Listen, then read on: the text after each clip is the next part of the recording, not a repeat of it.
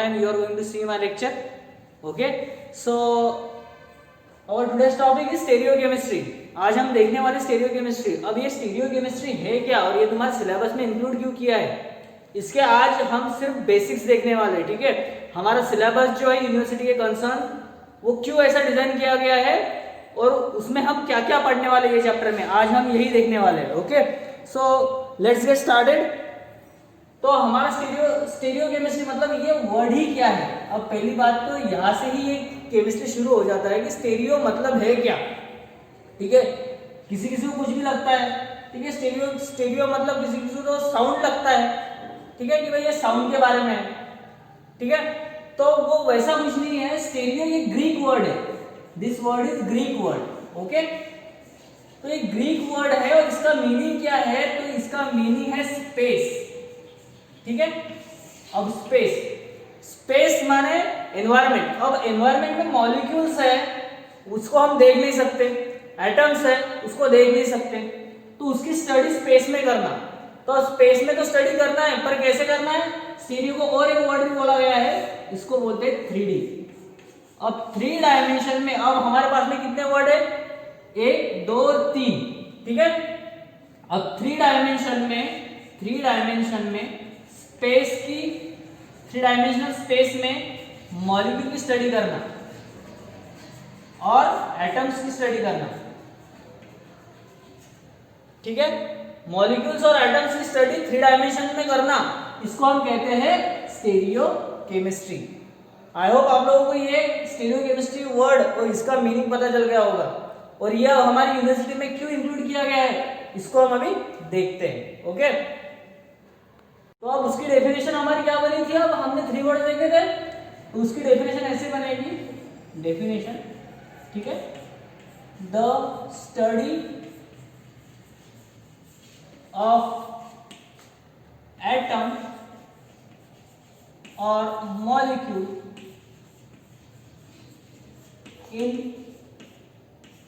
3 dimensional space. ठीक है, तो अब ये हमारी ये तो इतनी डेफिनेशन हो गई. तो ये चैप्टर शुरू कहाँ से होता है और हम इसमें क्या क्या पढ़ने वाले हैं, ये हमारा आज का टॉपिक है. और ये चैप्टर शुरू होता है आइसोमर्स से. किससे, आइसोमर्स. तो ये भी ग्रीक वर्ड है. ओके, तो आइसो मतलब सेम, मर्स मतलब पार्ट्स. तो इससे हमारी डेफिनेशन क्या बन सकती है, same parts having same parts.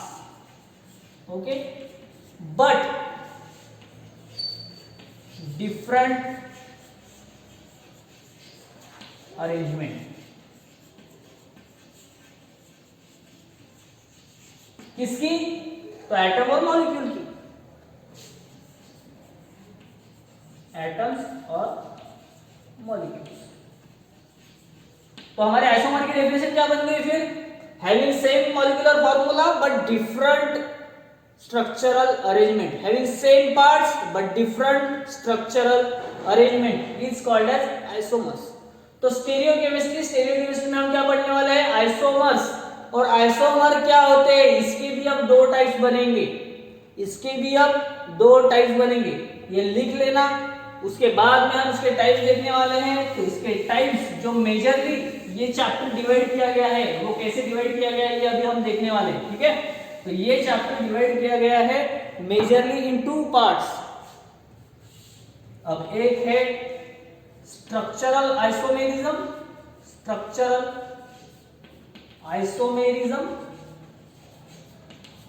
ठीक है, और दूसरा है स्टेरियो आइसोमेरिज्म.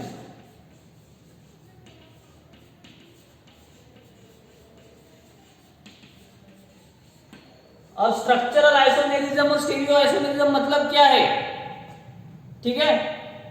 स्ट्रक्चरल आइसोमेरिज्म और स्टीरियो आइसोमेरिज्म ये क्या होता है। अब आइसोमेरिज्म तो आपको पता चल गया कि आइसोमेरिज्म मतलब क्या है कि भाई having same molecular formula but different structural arrangement, but it is further divided into two parts, one is stereoisomerism and another is structural isomerism.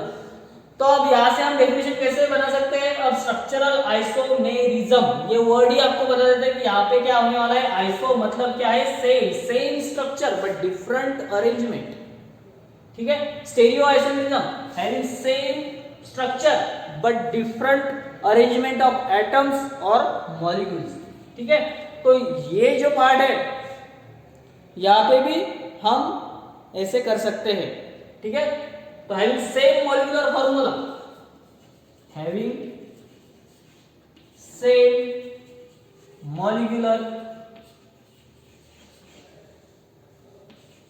Formula but different structural arrangement,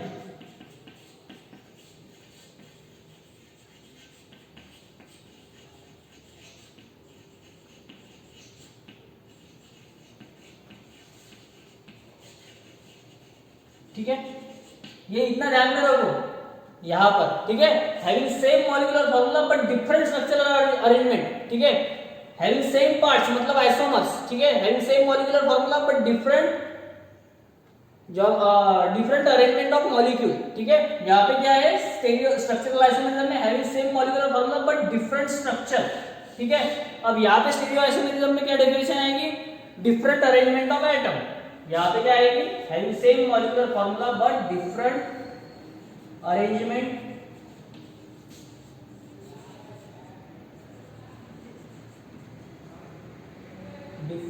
arrangement sorry यहाँ पे ये आ नहीं रहा है, different arrangement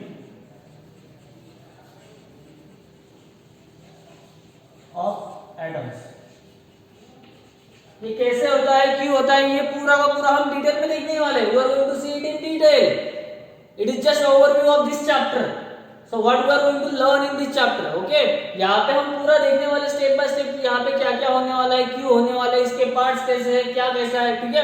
पर ये जो हमारे यूनिवर्सिटी ने सिलेबस मेंशन किया है, इस सिलेबस के अकॉर्डिंग ही हम जा रहे हैं। और यहाँ पे क्या है? पहला तो stereochemistry divided by isomers, and isomers is further divided by two parts. Isomer is further divided in two parts.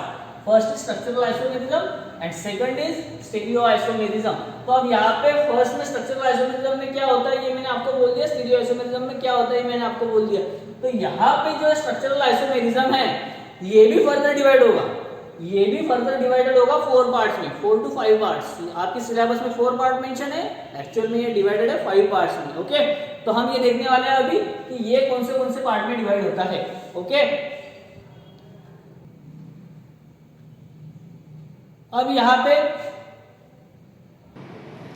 जैसे कि मैंने आपको बोला था कि ये चैप्टर ऐसे डिवाइड किया गया, stereochemistry divided in isomers are of 2 types, structural isomerism, stereo isomerism. तो स्ट्रक्चरल आइसोमेरिज्म में अब क्या क्या टाइप्स है ये हम देखने वाले हैं। तो structural isomerism further divided in 5 parts, आपके सिलेबस में 4 पार्ट्स, हम देखने वाले हैं 5 पार्ट्स। तो 5 पार्ट्स कौन से हैं? तो इसमें पहला चेन आइसोमेरिज्म, ठीक है, ये वर्ड आपको ध्यान में रखना है। दूसरा कौन सा रहेगा फिर यहाँ पे? दूसरा है पोजीशन आइसोमेरिज्म, ठीक है। तीसरा है फंक्शनल आइसोमेरिज्म, फंक्शनल, यहाँ पे क्या है? Functional isomerism. फोर्थ मेटामेरिज्म, ठीक है। और फिफ्थ ये क्या होगा हमारा? यहाँ पे फिफ्थ वाला है जो कि मैंने आपको मतलब मेरे को आपको पढ़ाना है, टॉटोमेरिज्म। ये यहाँ पे आपके सिलेबस में ये इंक्लूड नहीं है, पर ये हम देखेंगे कि टॉटोमेरिज्म क्या होता है, क्योंकि ऑर्गेनिक केमिस्ट के लिए ये जानना जरूरी है कि यहाँ पे आइसोमर्स कौन से आते हैं, ठीक है। We have to learn total topics, we have to learn all over the stereochemistry कि ये हमारे ऑर्गेनिक केमिस्ट्री में कैसे क्या यूज में आएगा, इसको हमको देखना है, ठीक है। तो ये इतने पार्ट्स में स्ट्रक्चरल आइसोमेरिज्म में ये फर्दरली डिवाइडेड है 5 पार्ट्स में। ये फर्स्ट है chain, second position, third functional, fourth metamerism and fifth tautomerism, ठीक है।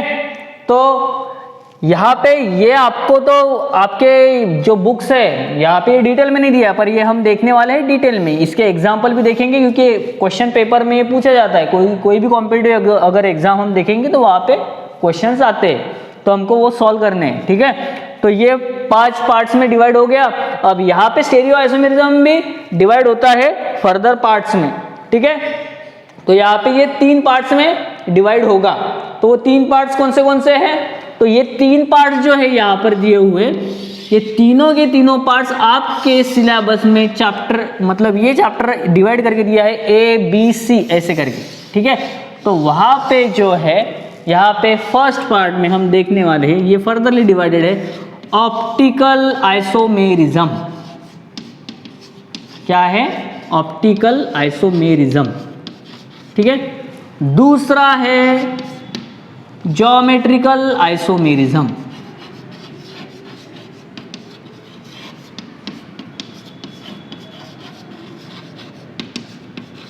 और तीसरा है कन्फर्मेशनल आइसोमेरिज्म।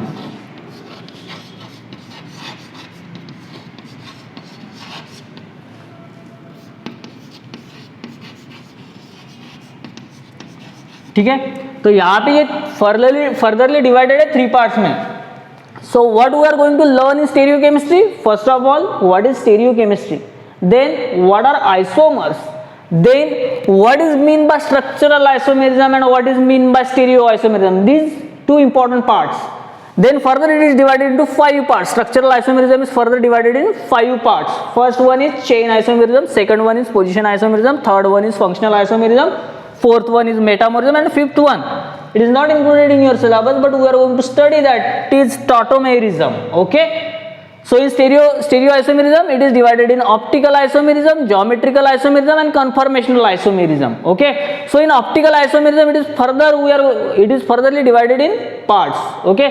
But यहाँ पे हम क्या देखने वाला है ऑप्टिकल आइसोमेरिज्म में? यहाँ पे हम देखने वाले हैं ऑप्टिकल एक्टिविटी। क्या देखने वाले हैं? Optical activity. अब ऑप्टिकल एक्टिविटी क्या है, ये जब वो टॉपिक आएगा तब हम देखेंगे, ठीक है। प्लेन पोलराइज लाइट क्या होता है, ये हम देखेंगे जब ये पार्ट आएगा। उसके बाद में हम यहाँ पे क्या क्या देखने वाले, कायरल कंपाउंड्स किसको कहते हैं, ये भी हम यहाँ पे देखने वाले हैं। मतलब यहाँ पे हम क्या क्या देखने वाले हैं, optical activity, plane polarise light, plane polarise light. Plane polarise light मतलब क्या होता है, ऑप्टिकली एक्टिव कंपाउंड क्या होता है, ठीक है। ये सारा का सारा हम यहाँ पे देखने वाले हैं, ठीक है। ये आपको दिखाई नहीं दे रहा होगा, एक सेकंड, यहाँ पर है ऑप्टिकल एक्टिविटी, ऑप्टिकल एक्टिविटी, यहाँ पर हम देखने वाले ऑप्टिकल एक्टिविटी कंपाउंड्स की, ठीक है। उसके बाद में यहाँ पे हम फर्दर क्या देखने वाले हैं, प्लेन पोलराइज लाइट क्या होता है, प्लेन पोलराइज लाइट किसको कहते हैं, ठीक है। और ऑप्टिकली एक्टिव कंपाउंड किसको कहते हैं, ऑप्टिकली एक्टिव, ठीक है। ऑप्टिकली एक्टिव कंपाउंड्स किसको कहते हैं, एक्टिव कंपाउंड्स क्या होते हैं, ठीक है। उसके बाद में यहाँ पे हम क्या देखने वाले, chirals, chirality, chirality in this particular part optical isomerism में हम क्या देखने वाले, chirality, chirality of molecule. Chiral molecule किसको कहते हैं, कायरल कार्बन मतलब क्या, ये सबसे इंपॉर्टेंट है chirality. Okay, chiral compounds, chiral molecule, carbon atom chiral क्यों है, असिमेट्रिक सेंटर कौन सा होता है, क्यों उसको असिमेट्रिक कहा जाता है। और उसके बाद में एक आता है जिसका नाम होता है elements of symmetry. It is most important part in your chemistry, elements of symmetry. यहां पर जो है ये पार्ट देखने के लिए आपको बहुत जरूरी है इमेजिनेशन की, ठीक है। एलिमेंट्स ऑफ सिमेट्री हम देखने वाले हैं, क्या देखने वाले, एलिमेंट्स ऑफ सिमेट्री। तो ये सारा का सारा ये जो पार्ट है ये हमको देखना है, ठीक है, एलिमेंट्स ऑफ सिमेट्री। ये सबसे मोस्ट इंपॉर्टेंट है, यहां पर लिख देता हूं मैं इसको, ठीक है, एलिमेंट्स ऑफ सिमेट्री, ठीक है, ये हमको देखना है। तो यहां पर ये फर्दरली डिवाइड होता है elements of symmetry, plane of symmetry, axis of symmetry. We are going to discuss it in detail कि भाई कैसा देखना है हमको, मॉलिक्यूल कैसा इमेजिन करना है, ठीक है। तो ये सारा पार्ट ये ऑप्टिकल आइसोमेरिज्म में आता है। और ज्योमेट्रिकल आइसोमेरिज्म में कौन से आइसोमेरिज्म आते हैं, ज्योमेट्रिकल में आते हैं सिस, ट्रांस, दिख रहा है आपको, नहीं दिख रहा है, एक सेकंड। ज्योमेट्रिकल आइसोमेरिज्म में हम क्या देखने वाले हैं, यहाँ पर ये जो है यहाँ पर हम देखने वाले सिस ट्रांस आइसोमेरिज्म, ठीक है। और उसके बाद में E and Z, cis trans कब यूज करना है वर्ड्स, ई एंड जेड, इंटावन, जिसोवन, ये वर्ड्स कब यूज करना है ये भी हम देखेंगे। और उसके बाद में आता है कन्फर्मेशनल आइसोमेरिज्म, यहाँ पे हम प्रोजेक्शन देखने वाले, क्या देखने वाले कन्फर्मेशनल आइसोमेरिज्म में? हम प्रोजेक्शन देखने वाले। प्रोजेक्शन में कौन से न्यूमन प्रोजेक्शन, ठीक है। उसके बाद में आपके सिलेबस में इंक्लूडेड है सॉहर्स प्रोजेक्शन, पर हम एक और प्रोजेक्शन पढ़ने वाले जिसका नाम है फिशर प्रोजेक्शन। ओके, ये आपके सिलेबस में इंक्लूड नहीं है, पर ये भी हम देखने वाले हैं। तो यहाँ पे हम क्या क्या देखने वाले हैं कन्फर्मेशनल आइसोमेरिज्म में? न्यूमन, ठीक है, न्यूमन, सॉहर्स, ये आपके सिलेबस में है। और हम और एक देखने वाले जिसका नाम है फिशर, FISCHER, फिशर प्रोजेक्शन। ये बहुत इंपॉर्टेंट है, ठीक है। तो हमको ये सारे के सारे ये पार्ट्स हमको पढ़ने हैं। तो यहाँ पे जरूरी क्या है? यहाँ पे हमको जरूरी क्या है? ये अगर चैप्टर हमको समझना है तो यहाँ पर जरूरी क्या है? यहाँ पर जरूरी है आपकी imagination. You have to imagine, because you cannot see that particular atom, it has a smallest size. Nobody has ever seen that particular atoms or molecules, and we are going to discuss that particular molecules and atoms in this chapter. Okay, so you have to imagine the small things कि भाई ये अगर ऐसा होगा तो कैसा होगा, इसमें सिमिट्री होगी तो क्या होगी, ये 3 डायमेंशनल होता क्या है, 2 डायमेंशनल होता क्या है, ये ऐसा ही क्यों है, किस लिए है, और ये हमको स्टडी क्यों करना है, ये सारा का सारा ये हम पार्ट्स यहाँ पे हम देखने वाले हैं। तो हमारे नेक्स्ट लेक्चर में हम शुरुआत करेंगे आइसोमर्स से, और वो फर्दर डिवाइड होगा स्ट्रक्चरल और स्टेरियो आइसोमेरिज्म में। उसकी हम डेफिनेशन देखने वाले हैं, उसके टाइप्स में। ये अगर हमारा कवर हो चुका, अगर कवर हो सका तो ये इतना कवर कर देंगे। यहाँ पे ये जो पार्ट्स है यहाँ पे आपको सिर्फ डेफिनेशन दिया हुआ है, पर हम सिर्फ डेफिनेशन पे रुकने वाले नहीं हैं। हम हर एक का एक एक एग्जाम्पल लिखेंगे, या फिर 2-2, 3-3 मैं आपको एग्जाम्पल्स दूंगा, वो आपको सॉल्व करने हैं, और पूरा का पूरा लेक्चर बिना स्किप किए देखना है। Okay, thank you. और अगर तुमको कुछ समझ में ना आए तो कमेंट सेक्शन में आप मुझे बोल ही सकते हो। Okay, thank you very much.